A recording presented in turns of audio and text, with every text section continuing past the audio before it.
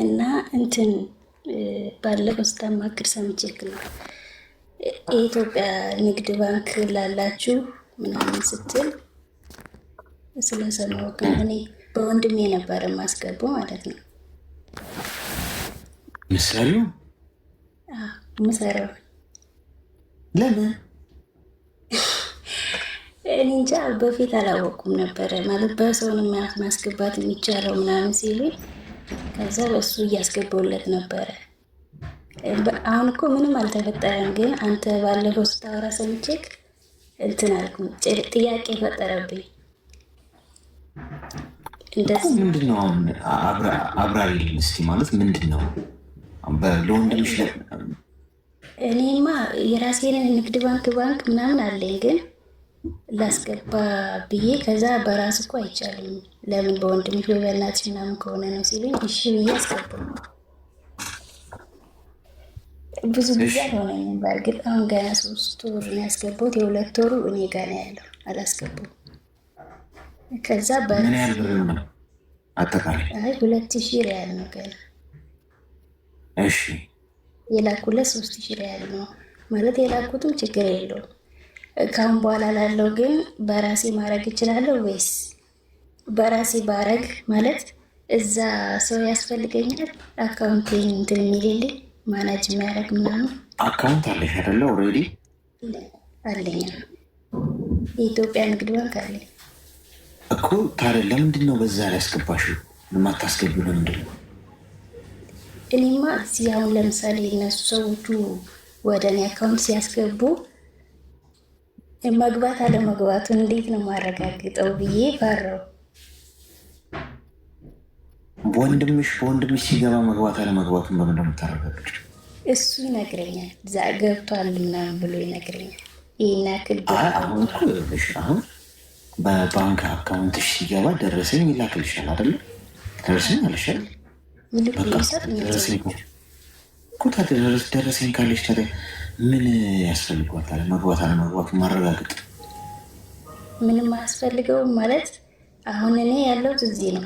እኔ አካውንት ውስጥ ይግባ በምን አውቃለሁ? እነሱ በእርግጥ ይሰጡኛል፣ እንትኑ ደረሰኝ ይሰጡኛል እኮ። ሪሲቱ አለሽ። በቃ ሪሲቱን ትይዘሽ ትይዣለሽ። ሪሲቱን እኮ ይዘሽ ትይዣለሽ። ወደ ኢትዮጵያ ስገባ ማለት ነው። ሪሲት አለሽ እኮ ኦልሬዲ። በቃ የላክሽበት መግባቱን የተረጋገጠበት ሪሲት አለሽ። በባንክ ከሆነ ደግሞ የሚልኩልሽ ደግሞ ጥሩ ነው። በባንክ ነው የሚልኩት። በኋላ አልፈልግም ሲጀመር። በቃ እሱ ችግር የለውም። ስለሆን ጥሩ ነው። በባንክ ከሆነ ችግር የለውም ማለት ነው። በራስሽ አካውንት አስገቢሽ። ወንድሜ ጋር ምናምን አትበይ። ነገ ይኸውልሽ ይቆረጥሙታል ገንዘቡ። እኮ ባለፈው እንደዛ የሆነች ልጅ ናት ስታወራ እንደዚህ ያቆራርጣል እንደ ብር ከቤተሰብ ምናምን ብዬ ቆይ በቃ አንድ ቀን ገብቼ አማክርሃለሁ ብዬ ነው። ለዛ እኮ አሁን ይኸውልሽ በባንክ ከሆነ የሚልኩልሽ ቀጥታ ከአንቺ ካለሽበት ሀገር ካለ ባንክ ወደ አንቺ አካውንት በቃ ሲገባ ሪሲት ተሰጠሽ ማለት እኮ ኦልሬዲ ገብቷል። ባይገባ እኮ ይነግሩሻል። ከባንክ እኮ እንደውም ጥሩ ነው። ትራንዛክሽን የላኩ ቀን ነው ራሱ ደረሰኝ በእጅ የሚሰጡኝ እነሱ። በቃ ካልገባ ባንኩ ራሱ ሪሲት አይሰጥም። ሪሲት አይሰጥም። ገብቶሻል? ስለዚህ እሷ ከባንክ ነው። እሺ በሰው አይደለም። አሁን እዚህ ሀገር ሄዳችሁ ባንክ ቤት ሄዳችሁ ከዚህ ሀገር ካለ ባንክ ቀጥታ ወደ ኢትዮጵያ ካለ ባንክ ነው የምትልከው። ሰው ሪሲት አላት። ሰው ምንም ህጋዊ ሪሲት ነው ከባንክ ነው የተሰጠሽ። ችግር የለም። እሺ በቃ እኔም ይሄንን ማወቅ ፈልጌ ነው። በራሴ ከሆነ ምንድነው ማረጋገጫው ምንድነው ብዬ ነው። እዛ ማለት የባንኩን ሪሲት ከሰጡት ግን ራስሽ ሄደሽን መላክ እኮ ትችላለሽ። አንቺን ይህን ያህል የምትጨነቂ እስካሁን መውጣት ምናምን አይፈቀድም። ራሳቸው ናቸው የሚልኩት። ከባድ ነው መሰለኝ ህጋቸው ሳውዲ ያሉት። ለዛ ነው ሪሲትሽን ያዥ። እሺ ሁሉንም ከያዝኩ ምንም ችግር የለውም አይደል? እዛ ከሄድኩ በኋላ እዛ ኢትዮጵያ ምናምን ከሄድኩ ችግር አይፈጥርም። በቃ እኮ አሁን እኮ ነገር ሪሲት ከሆነ የሚሰጡሽ ሪሲት ካለ የሚሰጡሽን ሪሲት በደንብ ፌክ ሪሲት መቼም ሊሰጡሽ አይችሉም። እንጃ እሱ እኔ እንግዲህ ብዙ ጊዜ በባንክ እንደዚህ የሚልክ ሰው አልሰማሁም። ለዛ ነው ያንቺ ነው ብዙዎቹ የሚልኩት በሐዋላ ምናምን ልካለው ነው የሚሉት።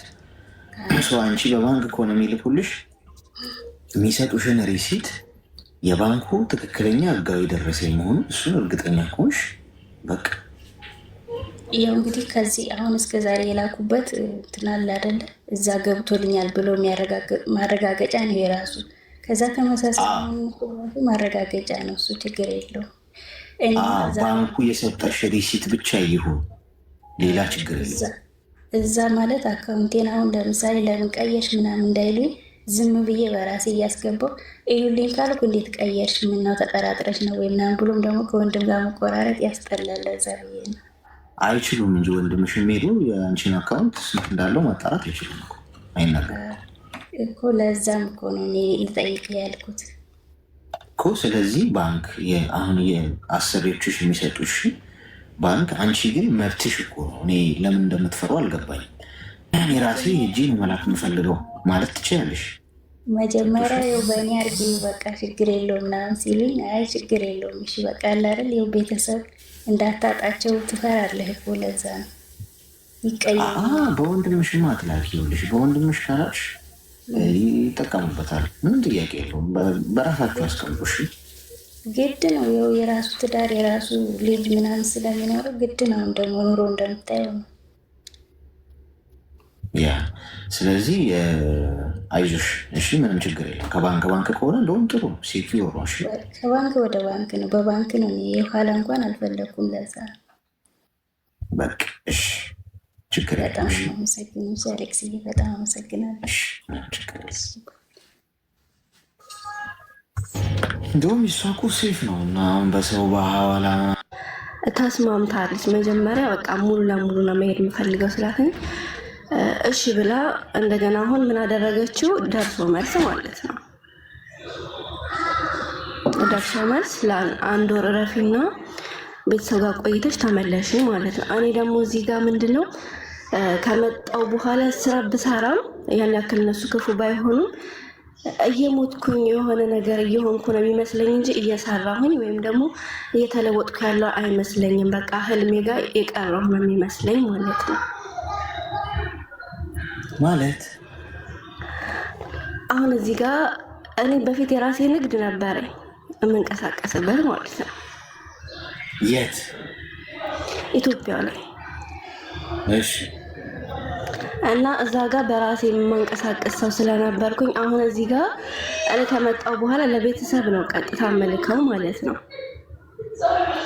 እና በልክም እነሱ አሁንም በቃ ካልሆነ እንደዚህ ላኪ እንደዚህ እንስራበት ምናምን ነው የሚሉት። እሺ ብዬ ልካለሁኝ። አሁን ግን ምንድነው ሳስበው እኔ የምፈልገው ነገርና ለእነሱ የማደርገው ነገር እየተመጣጠነልኝ አይደለም።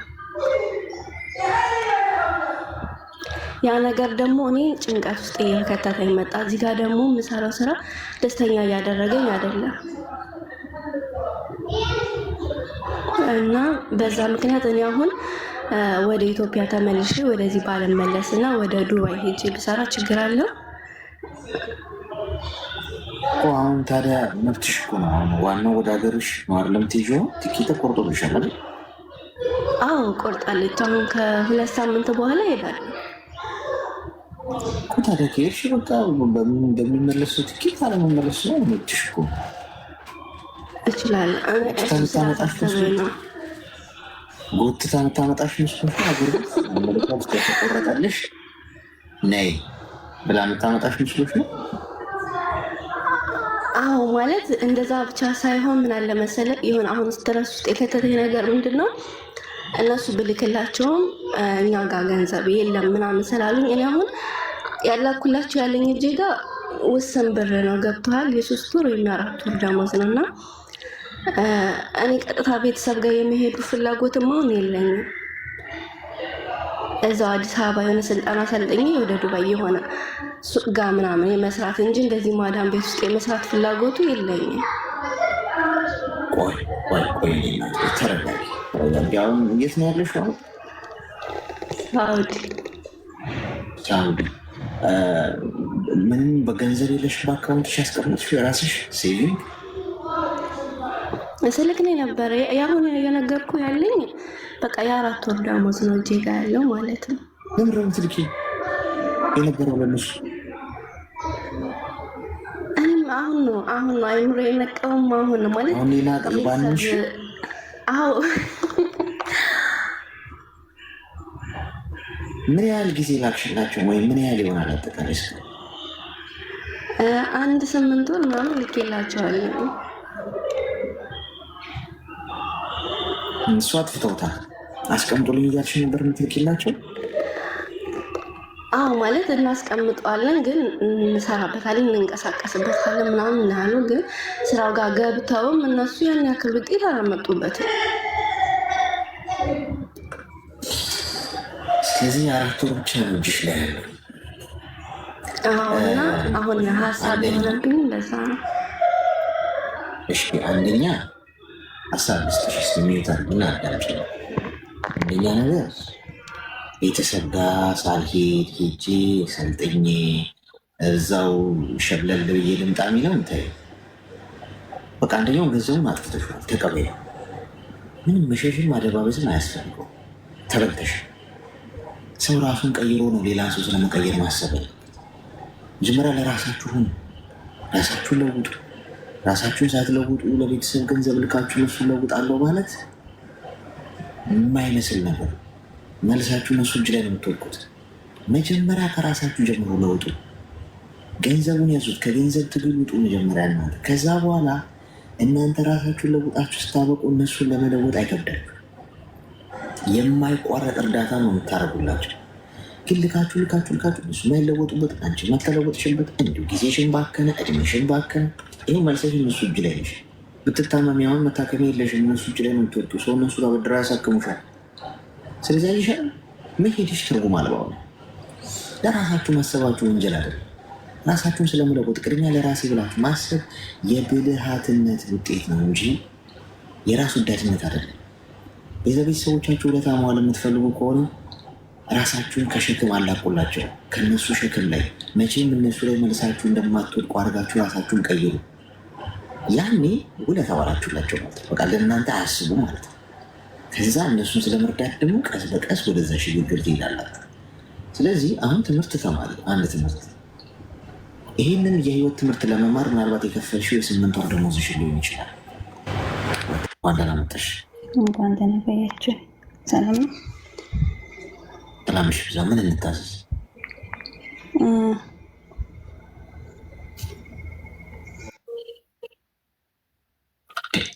ሰላም፣ እንኳን ደህና መጣሽ። ምን እንታዘዝ?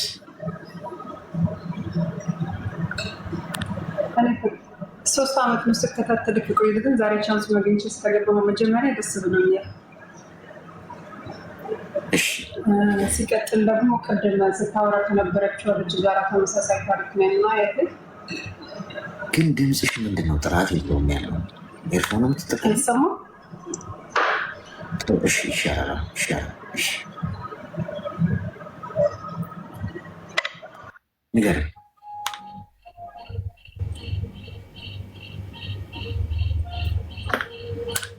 ምንድን ነው? ማነው ማደንዘዣ የወጋት? ያው ትንሽ ቀደም ካወራችሁ ልጅ ጋር ተመሳሳይ ነገር ነው። ግን ያው ስለጠበኩኝ ረዥም ሰዓት ነው የጠበኩት የነበረው። ስለገባው ትንሽ ላወራና ሰው ይወጣልኝም በሚል ነገር ነው እና እኔ በራሴ በህይወት ተሞክሮ ሰው ሳውራ የሰው ልጅ ሰው መመካት የለበትም ብዬ አምናለሁ። ግን እኔ ከዚህ በፊት ትንሽ የደረሰብኝ ነገር ላጫውትህ። ግን ከህይወቴ ተምሬያለሁ። ግን ሰው ይማርበታል ብዬ ስለማስብ ትንሽ ላውራ ለእኔም ይቀለኛል። እና ስደት ላይ ነበርኩኝ እንደማንም ሰው እና ስደት ላይ ያለው አንድ ሰው ተዋውቄ ማለት ሀገር ቤት ተዋውቄ እኔ ወደ ስደት መጣሁ እና ይደልለኝ ነበረ። የሚደልለኝ በምንድን ነው? በመልካም ንግግር። ቅድም የሆነች ልጅ ሃይማኖተኛ ነው፣ ቤተክርስቲያን ነው ስለነበረች ነው። እና እሱ የሚኖረው ህይወት በጣም እንትን ሌላ ነው፣ ለእኔ የሚያወራኝ ግን ሌላ ነው።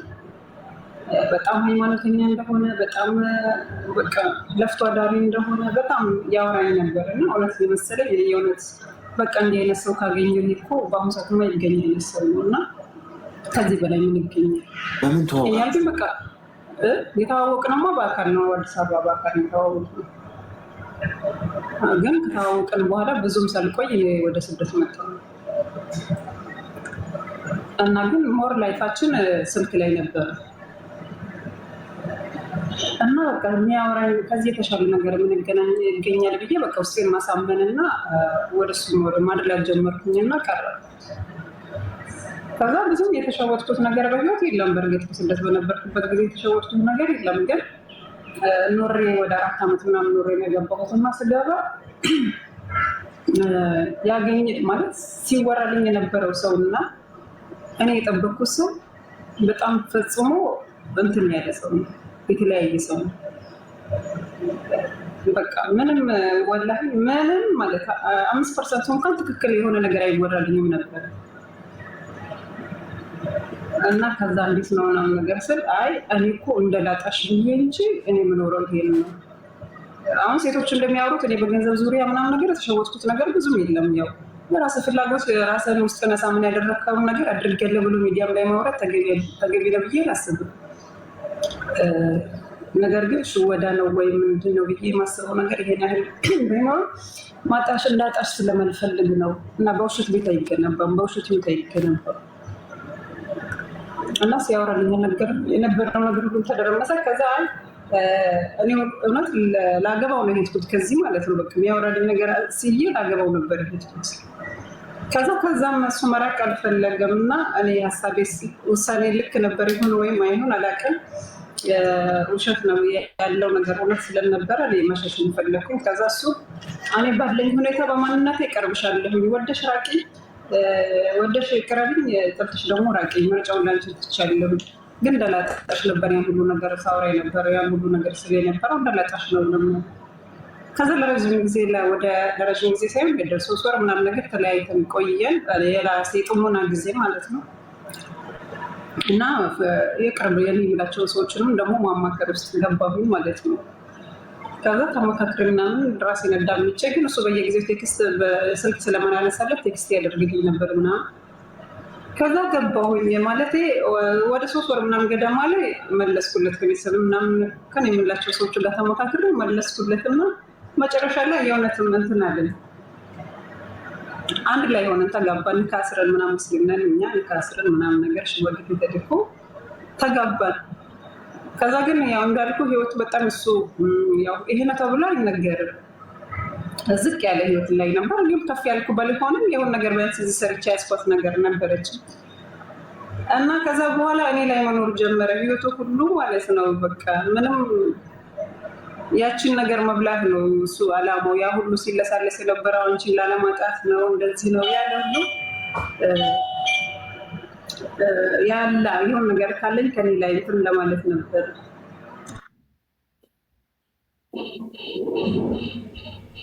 ማዳም ነች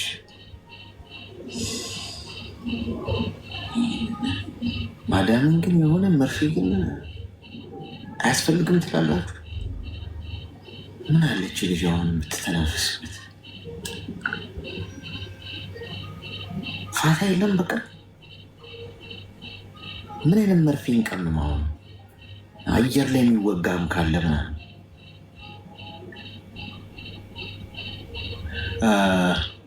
ጋይስ ከላይ ከስሜ ጎን ያለውን ልብ ቅርጽ ምልክት እየነካችሁ ሜምበር ሆኑ። እሺ ደግሞ እንዲህ ያለ ብላችሁ አስወንጅሉኝ ያሏችሁ አስቸጋሪ ከሆነ አበሻ እኮ ቃየቅ አባቱ ስክሪን ሪከርድ አድርገን ፖስተዋለን፣ እናስይዘዋለን።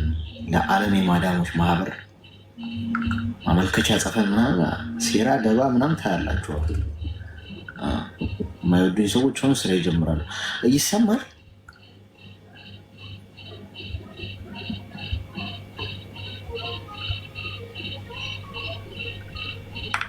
እንቅልፍ ይልቀቅባቸው አላልኩም እኔ አላልኩም።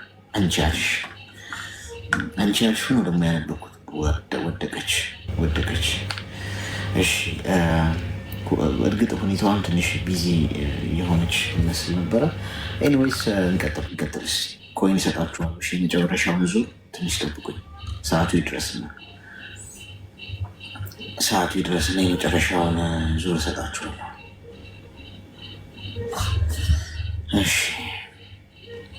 አይሰራም አካባቢ አብዛኛው። አዎ እኔ አላልኩም። እኔ መርፌ እንውጋቸው እንዴ ይወጉ አለ ሰማ።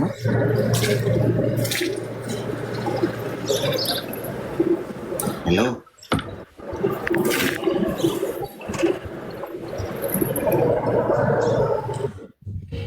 በጣም እኮ የሚያስፈልገው እኮ ስንት ሰው አለ እኮ፣ ግን አይደርሰው ነገር ለማይፈልገው ሰው የሚደርስ ቆሽ። ሄሎ ሄሎ፣ ጤና ይስጥልኝ።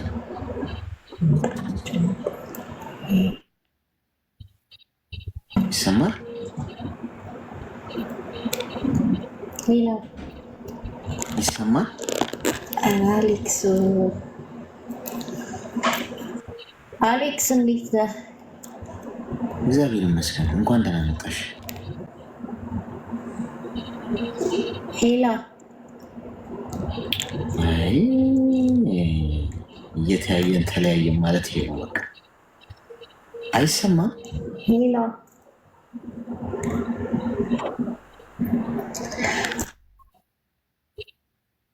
ድምፅ የለም። አይሰማሽም? እሷ እኮ ይሰማል። ይሰማል። ይሰማሻል? ድምፄ ይሰማል። ይሰማል። አሁን ነው የተሰማ። ገና አሁን ነው ድምፅ የመጣ። ምን እንታዘዝ?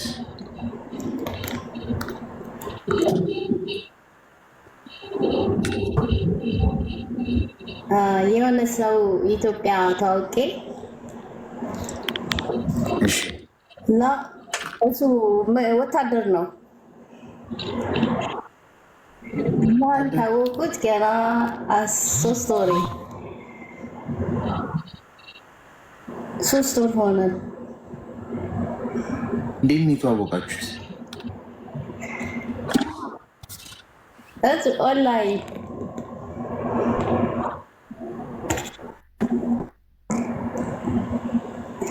ወታደሩ ኦንላይን ላይ። እሺ ምን አለሽ? የመጀመሪያ ጊዜ ስትተዋወቁ ይሰማል?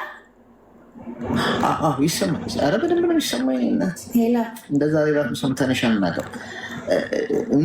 ምን ተባባላችሁ? የመጀመሪያ ጊዜ ምን ብሎ አሁን 500,000 ብር እፈልጋለሁ የኢትዮጵያ በአስቸኳይ እናቴ ታማብኝ ከካምፕ ልወጣ ስለሆነ እናስገቢልኝ እንደዛ ካላስ እና እኔ ደግሞ አላስገባውም ነበር። በዛ አልተስማማውም። ከዛ ብሎክ አደረገኝ።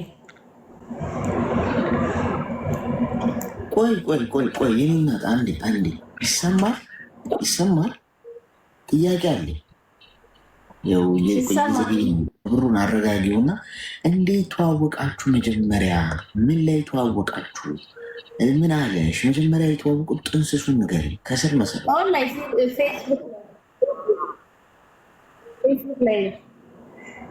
ፌስቡክ ሀይ በሚል ነው እንደዛ ማለት ነው፣ በፎቶ። ከዛ በተዋወቃችሁ በምን ያህል ጊዜ ነው ስለ 500,000 ብር ድርድር የገባችሁት? በ3ኛ ወር ላይ እንደዛ ምስል ጠራው ደፍሮ ብሩን።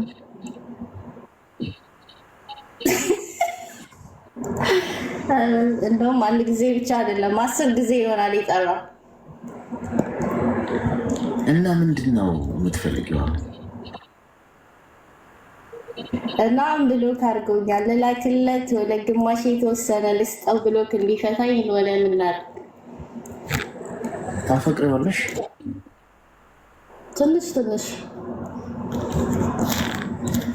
አሁን ይኸውልሽ፣ ሚዩት አድርጊ እስኪ ሚዩት አድርጊ። አሁን እኔ እዳ ገባው ጎበዝ። ወታደር ጋር ትጠባበሱ። ልኑርበት። አሁን ላኪለት ብልም ይሄ ጥላቢስ ሌሎቹን ሌላ መርፌ እየወጋ ላኪለት እንዴት ይላል? ይኸው ህዝቡ ድንጋይ ወረውርብኛል። አትላኪለት ብለም ገብቶ እኔ ልኑርበት እኔ ሀገር ቤት እንኳን መግባት ፈልጋል። አንዱ በስናይፐር ግንባሬን ብሎ ገና ከኤርፖርት ስወርድ በአጭር እንዳያስቀረኝ አልፈልግም። ፍቅረኛን አስኮበለለ ምክር እየሰጠ እየለፈለፈ ምናምን ተብዬ ከሰፈር ወጠምሻ ጋር ተጠባበሱ። ገብቶችኋል። ከእሱ ጋር በስድብ ብቻ ነው የሚያጥረገርገኝ። ወታደር ምናምን ጋር እየሄዳችሁ ችግር አትፍጠሩብኝ። እኔ ልኖርበት። አንደኛ ነገር ይኸውልሽ፣ አንቺ ፌስቡክ ላይ ሄደሽ ለምን ትሞዳሞጃለሽ? ሚዩት አድርጊ። ህይወት ዕቃ ጨዋታ ነው እንደ አንቺ ሰው ሀገር የተሰደድሽ ለገንዘብ ሰርተሽ ህይወትሽን ለመቀየር እንዲ ልላክለት ለማሾፍም በዩ የቀልሽንም በዩ የምንም በዩ አይባልም። ገብቶሻል? 500 ሺህ ዜሮ ሲበዛ ቀለለባችሁ እንዴ?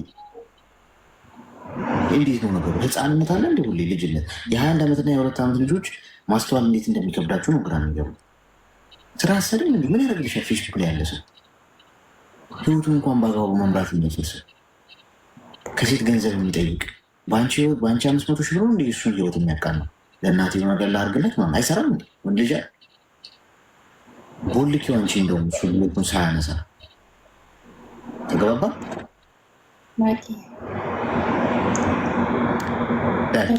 ወደ አይ ማስረጃ መያዝ ፈልጌ ነበር። ከአሁን በፊት 20 ሺህ ብር ስለላኩለት አሁን ከሱ ግማሽ ብሎክ ከፈታይ ከየሱ ማስረጃ መያዝ ፈልጌ። ምን ያደርግልሻል ማስረጃው?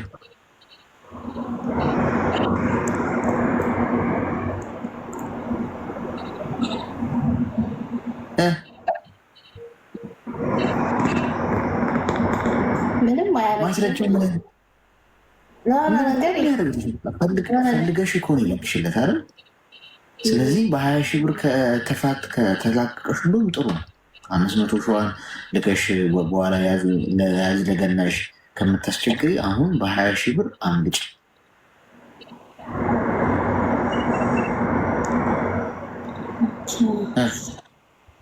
ሌላ ችግር አለ እንዴ ያልነገርሽ? ሌላ ችግር የለም። ምንም ፎቶ ብቻ ነው ያለ። የምን ፎቶ? ፎቶ እንደዚህ አይዲ ፎቶ ምናምን ልከሽለታል? እንደዚህ ሰባጉል? አይ የለም። ስለዚህ ቦልክ ከዚህ እንደወጣሽ ማርፈሽ ስራሽን ስል ቦል እኮ አሁን እሱ ላይ ወደ 20 ምናምን ሺህ ብር አለኝ። እሺ 20 ሺህ ብር ናት። ሰውየው እኮ 20 ሺህ ብር የተቀበለሽ ብድር አይደለም።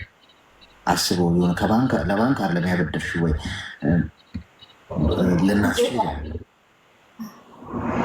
20 ሺህ ብሩን እርሺውና ቶሎ ብለሽ ራስሽ ወጥተሽ ብሎክ አድርጊ። አይ ካለሽ እንግዲህ እኛ እጅሽን አንይዘው። እኛ እኮ ሀሳብን የፈለግሽው እዚህ መጥሽ እኮ አሁን ከወጣሽ በኋላ እኮ እንደምታደርጊ አናውቅም እኮ። ከፈለግሽም ልትልኪለትም እኮ ትችያለሽ። በገዛ ገንዘብሽ እኮ እኛ አናዝም። ግን ምክር ሀሳብ ከሆነ የፈለግሽው ምክር ሀሳብ ይኸው ስል እየሰጠንሽ ነው። በወልኪው ከዚህ እንደወጣሽ ያን ማድረግ ትችያለሽ። እችላለሁ። ዳስኮ አርጊውና መተሽ ነገር እሺ። አገሻ አመሰግናለሁ። አመጣሽ ካንዳና ቆይ ምን የምታሰስ